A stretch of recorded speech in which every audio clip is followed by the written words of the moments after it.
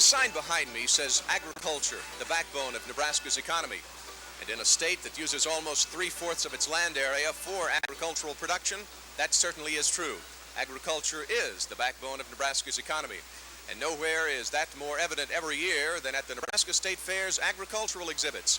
Farmers from across the state proudly display the fruits of their labors, or I should say the vegetables of their labors, for all to see.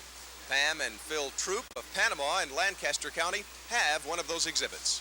Pam, you've been involved in agricultural exhibits here at the Nebraska State Fair for, I understand, as long as you can remember. Yeah, when I was a little girl, I used to come with my dad, who's been here for years and years and years now. He's been here for a long time. Used to try and help him. I think some of the time it's probably less help when I was little than helping, but it's been fun. Phil, how do you decide what goes into an exhibit and how much to put in?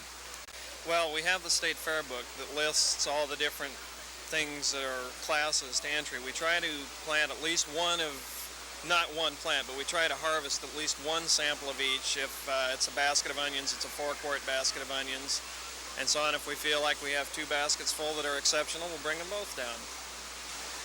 Pam, what do the judges look for in these exhibits? Well, they have a list of criteria which are education effect, variety, quality, arrangement for public view, and I think there's another one, I forgot it. But they pretty much go by these. They look at the overall, just the appearance and the quality of the individual items in the booth and the education of the sign and that type of thing like that. I guess it just comes down to the amount of work that you put in before you got here and after you got here. Yeah, I guess that's some of it too. There's a lot of work involved, but it's fun. Everybody enjoys it. Phil, what about the grass displays and the grain displays that you have hanging in the back? The grass displays are native grasses, and we travel around the countryside just jumping out of the car into a road ditch when we spot something. We take them home, and we have wire racks that we dry them out on. And then she does the tying up because she's the artist in the family, and there's a little bit of artistry that goes into it too. The grain sheaves, we contact commercial growers, that is just farmers, and say, gee, we think you got a good field of wheat out there. Can we go cut enough to make a sheaf out of it and display it at the State Fair? Pam, these exhibits are ideal examples of the efforts that a farmer puts in through the year. Yeah, it's a lot of hard work, and it is an all-year project. You know, an artist signs his painting, a sculptor leaves his mark on a statue.